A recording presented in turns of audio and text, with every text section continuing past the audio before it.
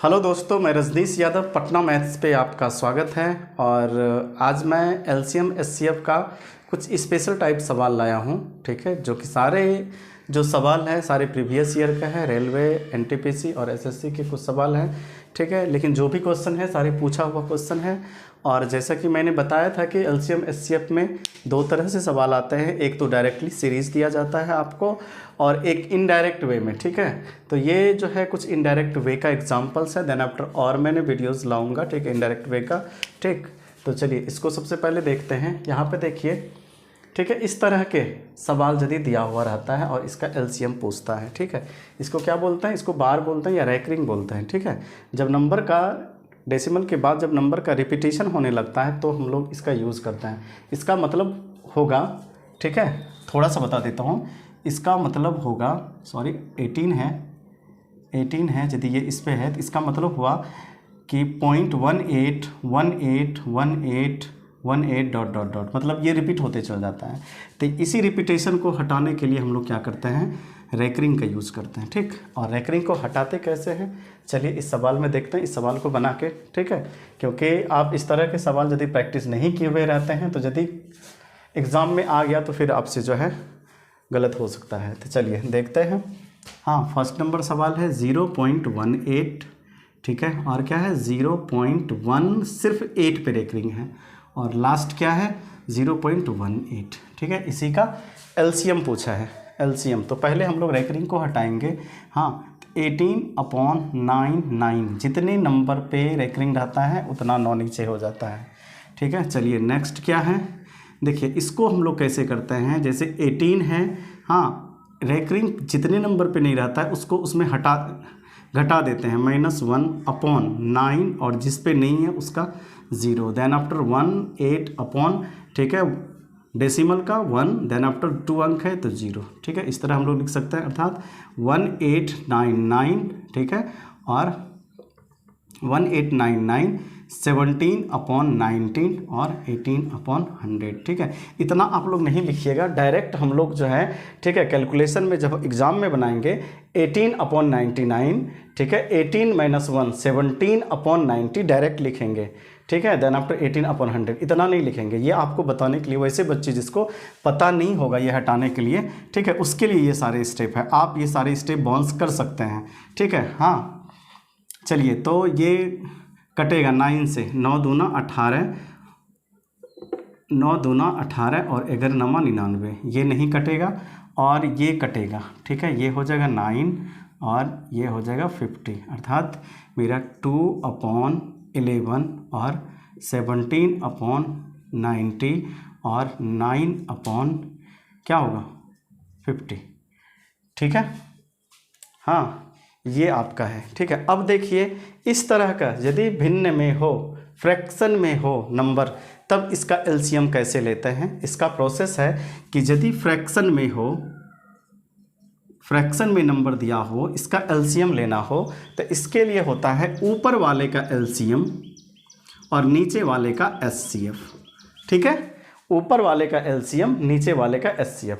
तो देखिए नीचे वाले का एचसीएफ क्या होगा, 11 से ना इसमें ना इसमें, ठीक है, किसी में किसी से भाग नहीं लग सकता है। तो इसका एचसीएफ क्या हो जाएगा 1, ठीक है। अब उतना हम देखेंगे नहीं, देन आफ्टर नीचे 1 हो गया और ऊपर गुना होना है, ठीक है। ऊपर गुना होना है तो 17 17 दूना 34, अर्थात 34 के लास्ट में क्या है 4, और वो 4 गुना होगा इस 9 से, ठीक है। 9 चौके 36, 6, मतलब यूनिट प्लेस पे, सिर्फ यूनिट प्लेस हम लोग चेक करेंगे, समूचा गुना नहीं करेंगे। पूरा गुना करने में हमें बहुत टाइम लग सकता है, हमें टाइम सेव करना है। तो देखिए 17 × 2 34, अर्थात 34 के इकाई स्थान पे 4 है ना, फिर उस 34 से जब 9 को गुना होगा तो 9 का पहले 4 से गुना होगा, तो 9 चौके 36, अर्थात 6 आ रहा है। तो देखेंगे इसमें किसके यूनिट प्लेस पे 6 है इकाई स्थान पे, तो यहाँ पे है, ठीक है। गुना हम लोग नहीं करने लगेंगे। जुगाड़ से माने कि हमेशा जुगाड़ खोजते रहेंगे कि किसी न किसी जुगाड़ से हम आंसर दे दें, कैलकुलेशन के चक्कर में नहीं पड़ें, गुना भाग के चक्कर में नहीं पड़ें। चलिए अब देखते हैं नेक्स्ट सवाल। हाँ, एक और, ये तो एक आपका फॉर्मूला हो गया। यदि एचसीएफ आए फ्रैक्शन में तो ऊपर वाले का एचसीएफ और नीचे वाले का एलसीएम लेते हैं, ठीक है, ये भी ध्यान रखिएगा। हाँ, एचसीएफ लेने पे ऊपर वाले का एचसीएफ, नीचे का एलसीएम, और एलसीएम निकालना हो फ्रैक्शन का तो ऊपर का एलसीएम नीचे का एचसीएफ, ठीक है। चलिए नेक्स्ट सवाल देखते हैं। नेक्स्ट सवाल क्या है कि 5/3 और 9/4 के एचसीएफ और एलसीएम का योग।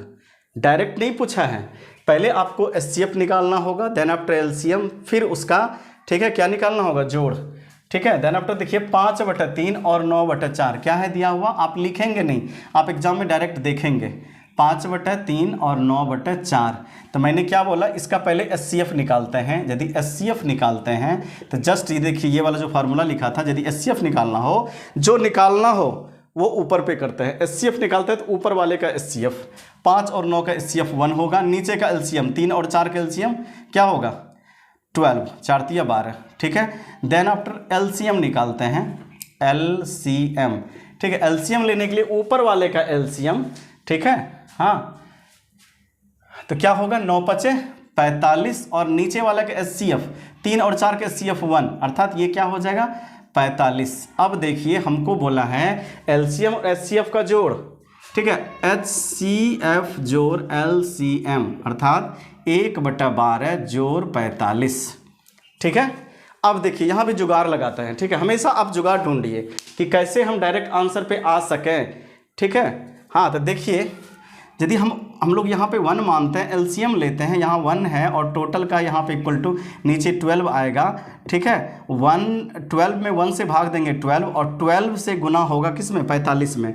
जब 12 से गुना होगा 45 में तो ये 5 का गुना पहले किससे होगा, 2 से, 5 दूना 10, मतलब लास्ट में क्या आ रहा है, 0, देन आफ्टर +1, अर्थात इकाई स्थान पे जिसका 1 होगा वही आंसर होगा, ठीक है। देखिए इकाई स्थान पे किसका 1 है, इसका है ना, आप समझ गए होंगे। इसको जब गुना होगा इससे तो ये 5 गुना 2 से होगा ना, 5 दूना 10 होगा, मतलब लास्ट में हमेशा 0 आएगा।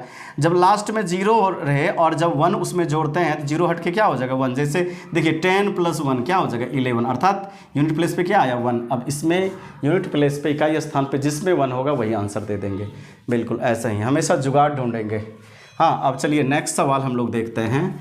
नेक्स्ट क्या कहता है, नेक्स्ट कह रहा है यदि 3⁴ गुना 3⁵ और 3⁵2 गुना 3⁵6 का एचसीएफ H है और एलसीएम L है, तथा L - H मतलब LCM minus HCF equal to ये दिया हुआ है 2⁴A 3⁵B 5⁵C 11⁵D, तो A + B + C + D का मान बताइए, ठीक है। ये जो है आरआरबी का पूछा हुआ क्वेश्चन है, आपका एनटीपीसी का, हाँ, एनटीपीसी, ठीक है। हमेशा इजी सवाल ही नहीं देता है, कुछ ना कुछ सवाल आप जुगाड़ से, तो कुछ में जो है आपको थोड़ा सा टाइम लगाना होगा, ठीक है। तो चलिए इसका देखते हैं हम लोग।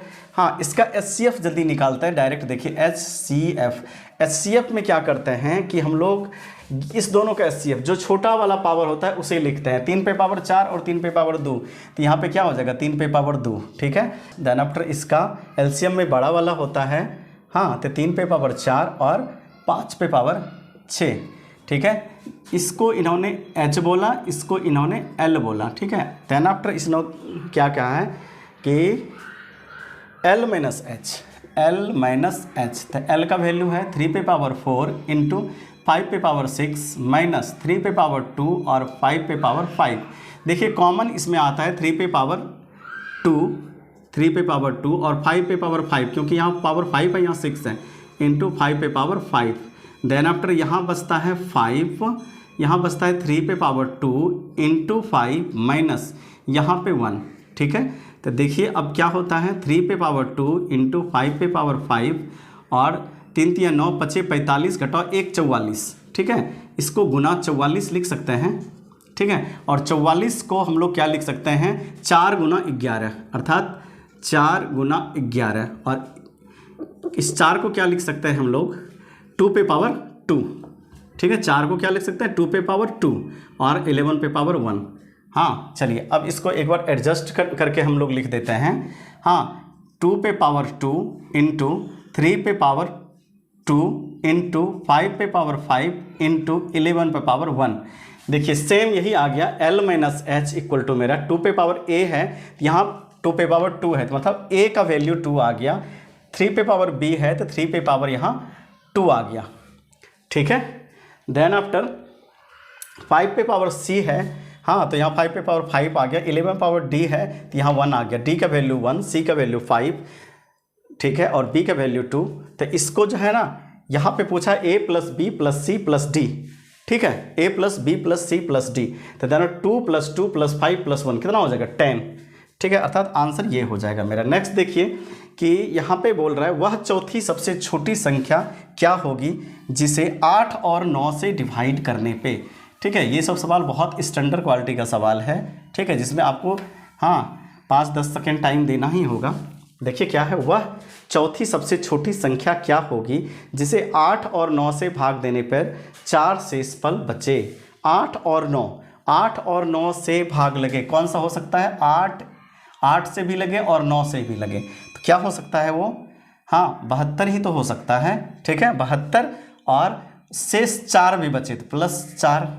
ठीक है, पहला संख्या ये हुआ। ठीक है, इसमें बोलता है कि बट ये 74 प्लस 4 कितना हो जाएगा 76। 76 इसमें ऑप्शन में कोई है ही नहीं, तो इसमें पूछा है चौथी संख्या, तो हम इसको क्यों नहीं मान लेते हैं 72 के प्लस 4। ठीक है, अब ये जो फॉर्मेट हो गया इसमें k का वैल्यू 1 2 3 4, चौथी संख्या पूछा है ना, तो k का वैल्यू हम लोग 4 रख देंगे। 72 इंटू 4 प्लस 4, 4 दूना 8, ठीक है, 4 दूना 8 और 7 चौके 28 प्लस 4 कितना हो जाएगा 292। 292 जो आंसर होगा, ठीक है, जो ऑप्शन होगा वही सही होगा। नेक्स्ट देखिए क्या कहता है, वह छोटी से छोटी संख्या क्या है जो 2 3 4 5 6 से भाग देने पर प्रत्येक दशा में 1 बचता है लेकिन वह 7 से पूरी तरह विभाज्य है। ठीक है, हाँ मतलब जो है ये संख्या है, हाँ क्या क्या है 2 है 3 है 4 है 5 है 6 है। ठीक है, ये सभी से भाग लगेगा और शेष 1 बचना चाहिए। ठीक है, हाँ देन आफ्टर और जो रिजल्ट आएगा उसमें 7 से भाग भी लगना चाहिए।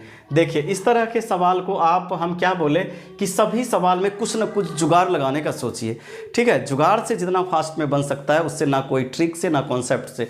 यहाँ पे हम देखते हैं कि इसका जो एलसीएम निकलेगा, इसका जो एलसीएम लेगा उसमें 2 से 3 से 5 से 4 से 5 से 6 से भाग लगेगा।